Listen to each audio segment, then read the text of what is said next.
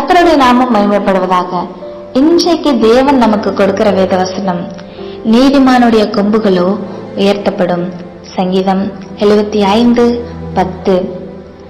இந்த சங்கீதம் 75 ஆசாப் எழுதின சங்கீதம். வேதத்தில் ஆசாப் 12 சங்கீதங்களை எழுதியிருக்கிறார். தாவீது காலத்திலிருந்த ஆசாப் மட்டுமல்ல, அவனுடைய சந்ததியில் வந்த அநேகரும் சங்கீதங்களை பல்வேறு காலகட்டங்களில் எழுதி பாடியிருக்கிறார்கள். பாபிலோன் சிறையிருப்பில் கூட எழுதியிருக்கிறார்கள்.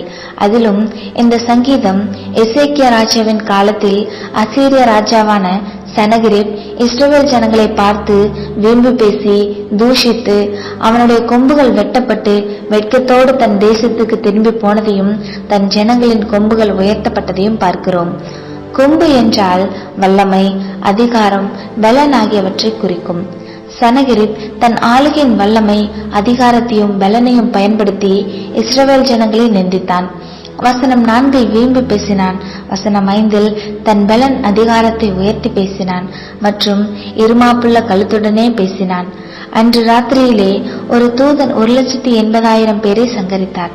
அதிகாலமே எழுந்தபோது சனகிரிப் அவர்களை செத்த பிரேதங்களாக பார்த்து செத்த முகமாய் வெட்கப்பட்டு போய் நினிவேவில் அவன் பிள்ளைகளால் கொல்லப்பட்டான்.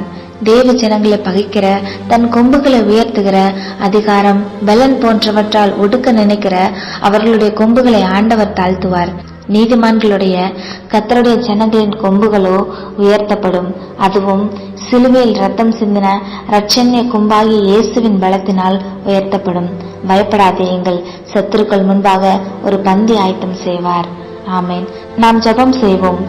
நீதிமான்களுடைய கொம்புகளை உயர்த்துகிற தேவனே, எங்களுக்கு விரோதமாக நிந்திக்கிற துன்மார்க்கரின் கொம்புகளை தாழ்த்தி போடுவீர். சத்துருக்களுக்கு முன்பாக எங்கள் கொம்புகளை உயர்த்தி அபிஷேகம் செய்வதற்காக ஸ்தோத்திரம்.